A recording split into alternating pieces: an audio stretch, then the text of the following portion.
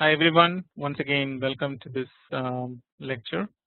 Again the class is the programming class. Today we will be continuing our discussion on TclTk. Um,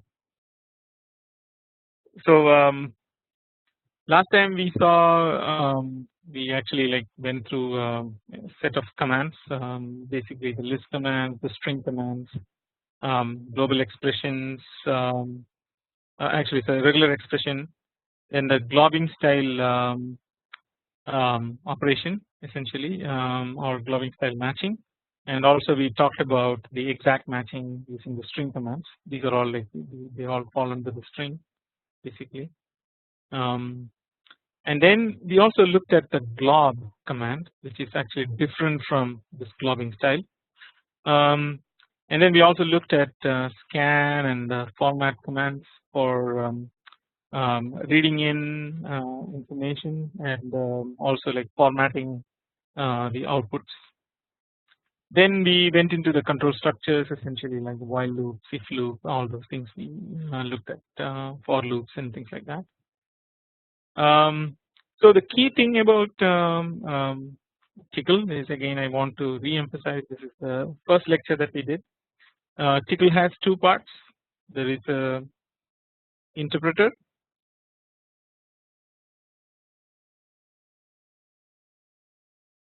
and then there's a parser.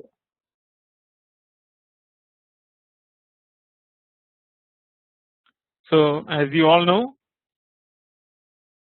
Tcl is nothing but set of words separated by white space, and it's also like separated by the new line characters, or every line. Every line is detected as one command, each line of Tcl script.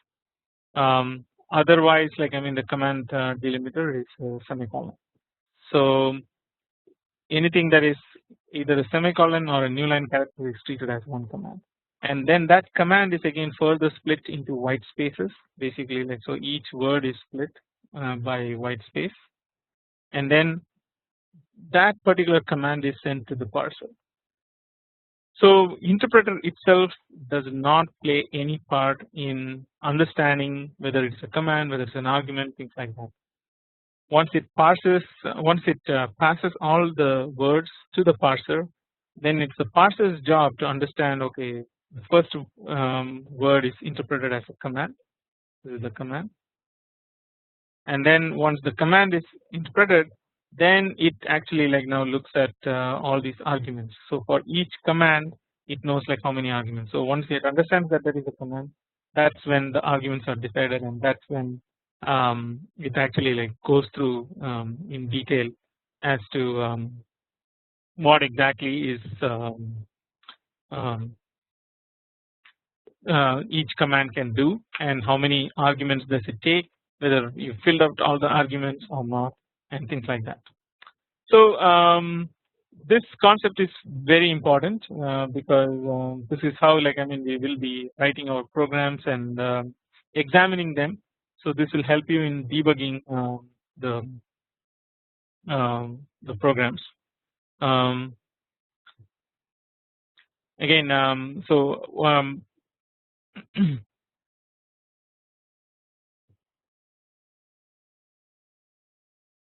you can avoid like a lot of common mistakes if you understand this structure, and this is how things will be done. Once you understand this, then you can avoid a lot of issues. Okay, so just looking at simple programming, actually like there will be like more examples that will be in your labs.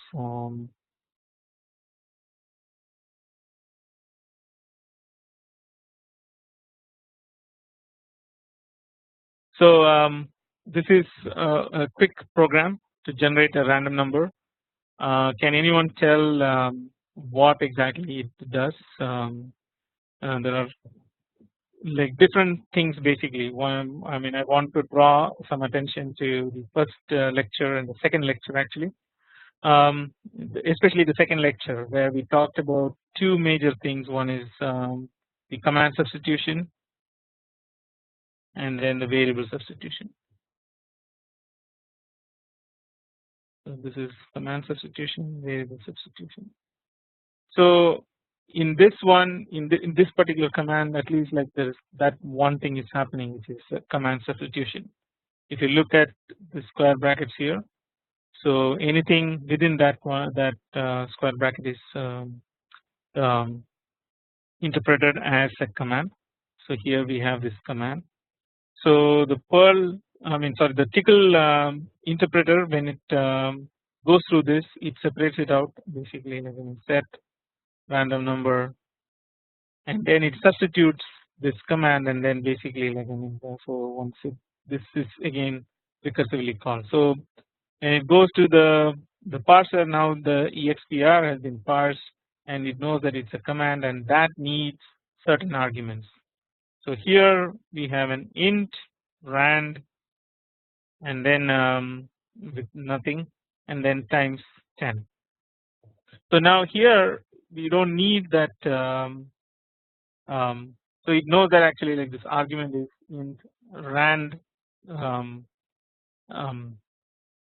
with just parenthesis. So this rand is further called as a function, and that rand is actually defined as rand will get a value, a random number between 0 and 1. So that's what this returns, and surely enough 0 and between 0 and 1 it's actually it's like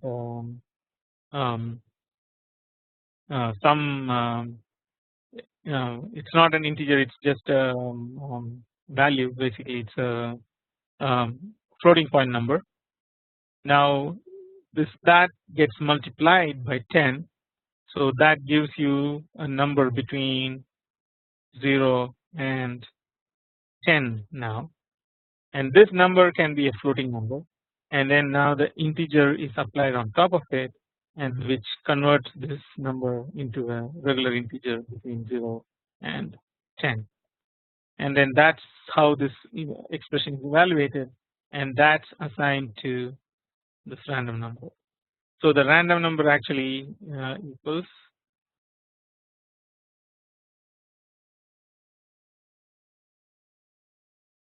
random number is any number between 0 and 10, and it's an integer. So I hope like this is simple example, but it has enough complexity in it to explain how this works. So now that we are seeing this this example, this actually sets the topic for today, which is essentially the Tcl procedures. So we will cover a number of things in the Tcl procedure today, and this is probably the most important thing to learn and understand in Tcl. So let's look at the procedure. So before I go that, in Tcl pretty much like all the programming is developed as procedures, and then basically like the top level program will just call these procedures for to get the values essentially. So if you look at the Perl programming language, we had functions that pretty much did a lot of these things, but here it's the procedures. So how do we define a procedure? That's the first thing. So first we put this keyword called proc, and then the next word is the name of the procedure, and then we have list of argument names, then the body. So a proc command, how many arguments does it take? If you look at here, we have sub1, this is argument number 1, this is argument number 2, and here we have at least 2 different words.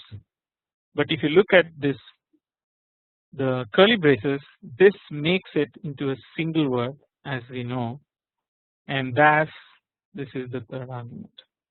So a proc command will take 3 arguments, the first being the name of the proc, the second being the list of arguments, and then the third is the body of the proc.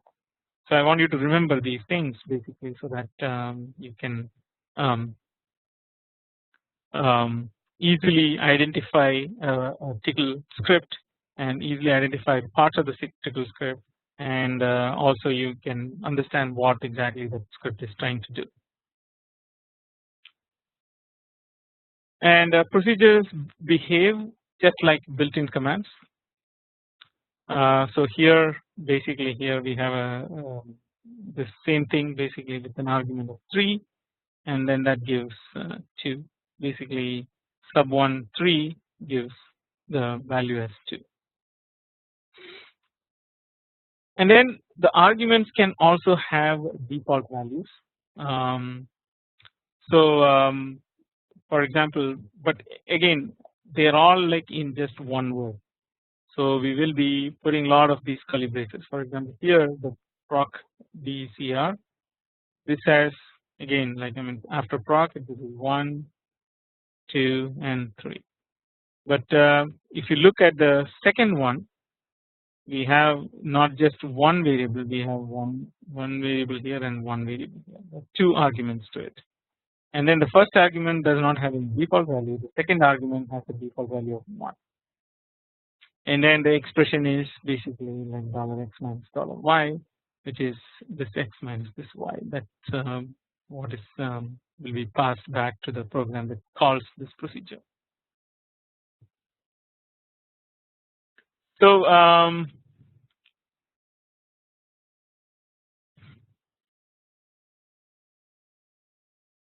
So fairly simple. We will introduce some more additional concepts later on, which is the proc arguments and or proc attributes and things like that. We don't want to impose on you with all those other details, the complex details. Simply put, you have a procedure with essentially all you got to remember is the proc statement or proc command has 3 arguments. The first argument being the name, second argument the arguments, and then the third one is the body of the procedure. So now let's look at a procedure. So here we have a top level which sets I as 0, and then we call the procedure F where we set I to 2. Again, once we do this, it's not okay. Why is that not okay? Because we have defined already I here, but if you use it inside the procedure, what happens? The second one is now like if it's 1, then set J is 0, and then increment J. Increment J, even though like we are setting J as 0, this is okay. Why is this okay? So in procedures and in TcL in general, there is a concept of scoping, which is what we will talk about in great detail today. The scoping is essentially to understand what is the life of a variable. For example, here the life of the variable is only up to here. So when you go here, it cannot be. This is a different procedure. Procedure starts, and then this is a variable that is already here. So TcL will be erroring out.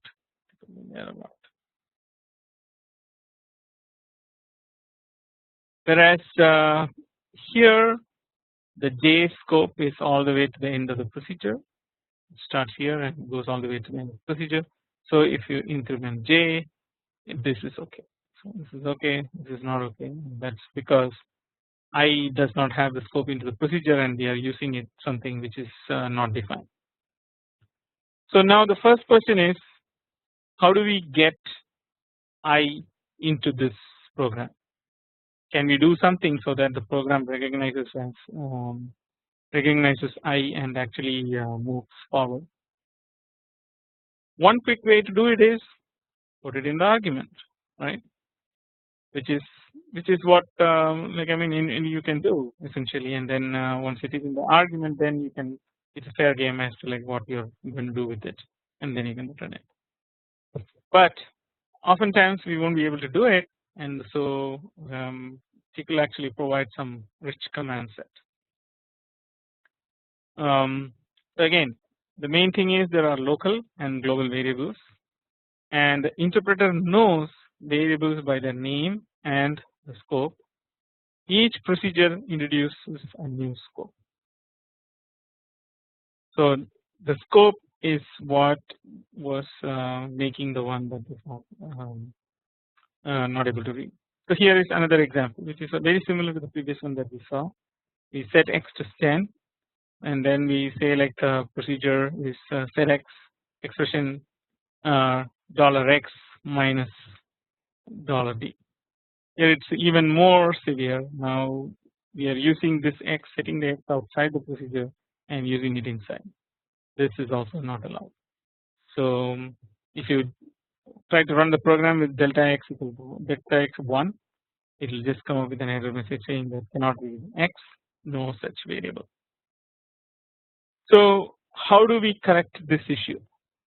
So TclTk actually supports another syntax called the global. Once we specify the global, then automatically the scope is transferred into that procedure as well. So if you say proc delta x b, and then immediately say global x, and then you do the set x expression $x minus $d, it understands, and then now it comes up with the correct answer, which is delta x 1 equal to 9, because this particular one is actually just subtracting the number from number 10. Okay, and the global itself is an ordinary command essentially. I mean, it's again it is governed by its own command names. So global is a command actually. It's not a syntax specified in the language. So again, I want to make the distinction again and again. So again, the global here. If you say now var name, and then that's what you are declaring here as global, then we set the variable name, the $variable name, to passing by reference essentially. So this is a tricky one where you can see that actually it's an ordinary command where you are actually passing the same thing basically into the command, and then you're actually also like setting that variable name like to the dollar variable name as passing by reference. So to do like some of these things where you can actually pass now the variable or pass the scope which is defined inside the procedure to outside the procedure. So the global is pretty much it takes the scope from outside into inside proc. Now how do we communicate inside proc to outside? Oftentimes we may want to increment based on a procedure some global name or even like a local name which we need to pass it to another one. So for this actually we have two commands which are upward and up level. So the level naming is another one basically. So the top level is named as 0, and then the 0 is actually also global, and then 1 is just one call deep, 2 is 2 call deep, etc., etc. So what that means is if you have a top level and then you have a proc A, actually use the proper notation of A with whatever the arguments, and then inside the body you have proc B,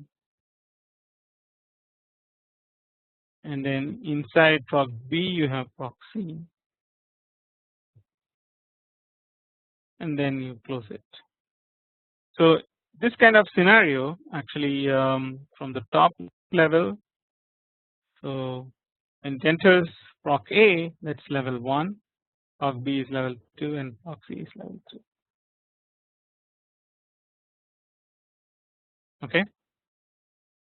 So here there is one more example, which is 0 is current, 1 is caller, 2 is caller's caller, etc., etc.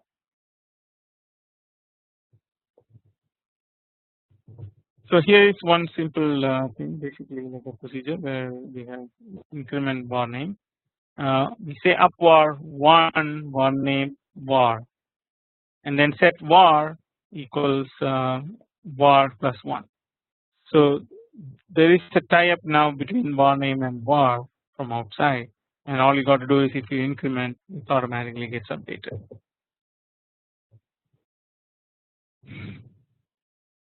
So what does up level do? Up level does for the code what upward does for the variables. So in upward, essentially we are sending like the variable name to other procedures, whether it is higher or lower in the hierarchy. Whereas in the up level, you're actually now transferring code to the other levels essentially. So how do we do it? Essentially, here is one quick example: the procedure called loop from to script. Again, how many arguments are there for the proc? It's 1, 2, 3, and 4. I mean, actually not only 1. It's 1, 2, and 3. So that's always the same.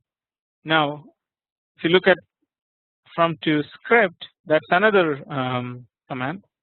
So essentially, like I mean, it's basically we take the I from $from, and then that I to 2 we'll do like up level the script and then increment I. So here again, like I mean, the script is sent to the next level. So here as an example, set S is empty, and then loop 15 set S is $S star, and then puts $S. It puts these actually this is loop 1 through 5, so 5 stars it generates.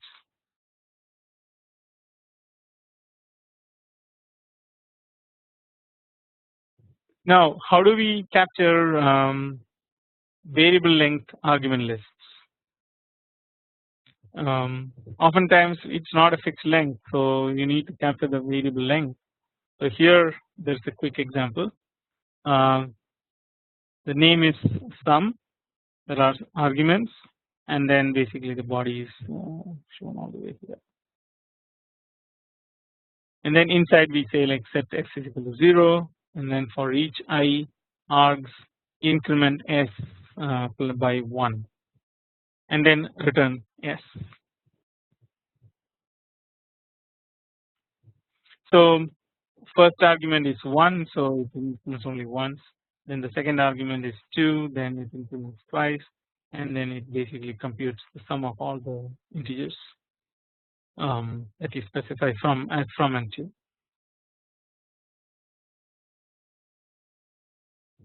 So sum 1, 2, 3, 4, 5 becomes 15. Sum is just 0. So again, this args is another keyword that we will use to capture a variable length argument list.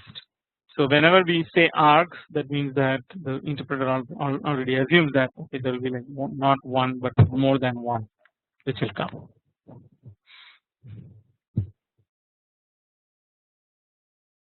Okay.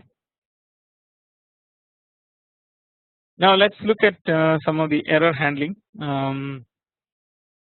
So errors do occur, and they normally abort the commands in progress, and then the application will display an error message. So here a quick example, basically there is no like $I or $I here, So we set this expression and then basically the expression has an error. So here it is easy to spot this error and then correct it. Sometimes you have to look into the particular error and look for more information. So one way to get more information is this set error info, which provides more information regarding what went wrong. So here you can see basically like there's a syntax error in this expression that we wanted to be actually put together for testing, and then and it also says basically like it's a syntax error in this expression while executing exp of this, and it is invoked within which command it's getting invoked from. And look at how the command is represented here. It's actually the complete command. There's this one here, and then it also indicates the for each body line, essentially like from where this one is called. So there are some advanced error handling features. So there is a global variable already declared for you. It's called error code that holds the machine readable information about errors.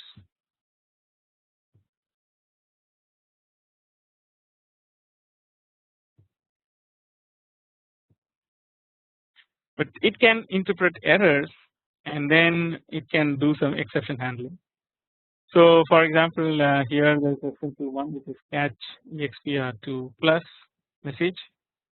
So the catch returns 0 for OK and then 1 for error. And then you can say like set message for getting the message, and then that now gives you the syntax error in expression 2 plus.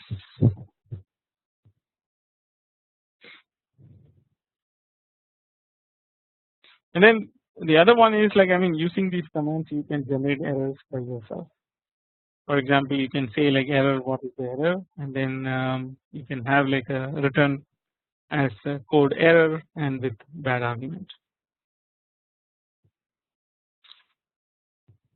Now let's look at some of the IO files. We will have like few more items on the procedures which I'll plan to do it next time. So file IO commands, essentially there are many of them. One is open, get, seek, flush, glob, use, read, tell, cd, fconfigure, fblog, file event, puts, source, eof, pwd, and clock name. So all these are file IO commands. Actually the file name. So the file commands use tokens to refer to files. So here we're opening myfile.txt, that gives back this token file 4, and so that you can use that as in further usage. So here like we can say like $f, write the text into file, so this gets printed out into the myfile.txt. And then finally once we are done we just close the file handle or the token, which is just close the $f.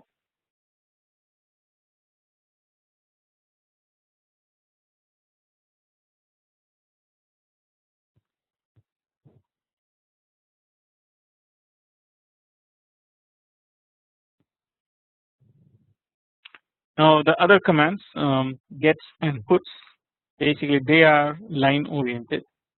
So when we say like gets $f, it reads one line of $f into X.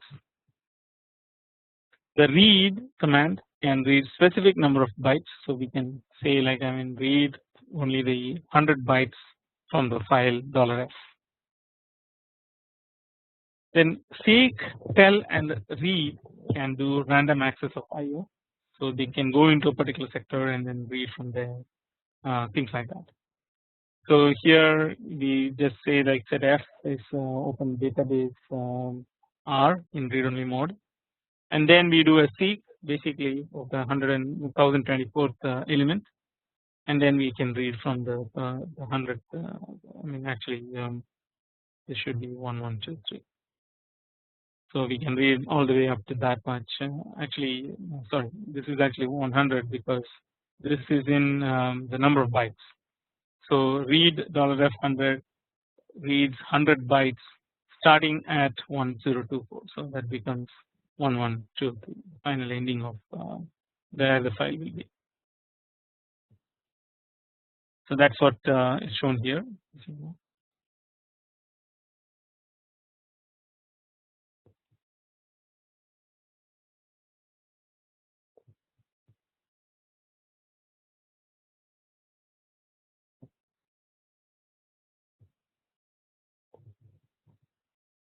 So there are some nifty commands within TcL that can help you with further processing of file. Here, for example, we open a file called log with read-only access, and then we can actually do file event as a command basically, and then we can say like if $f is readable, then we can do certain things basically.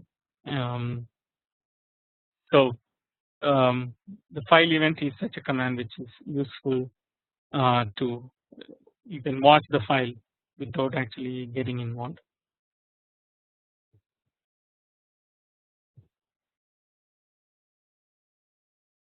But there are some issues. I don't know whether this is already addressed or not. You can try it out and then see whether these issues are addressed in your machines. Then there are two other commands: the fblock and fconfigure, that gives you the full control over these files. So fconfigure minus buffering. It's basically like you can say line full, and then fconfigure minus blocking, you can make it true or false. Fconfigure minus translation is another command, and then fblock typically returns the boolean.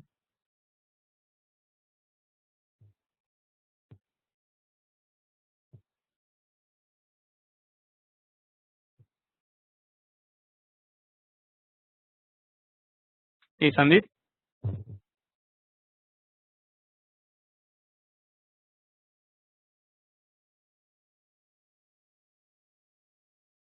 Hey Sandeep.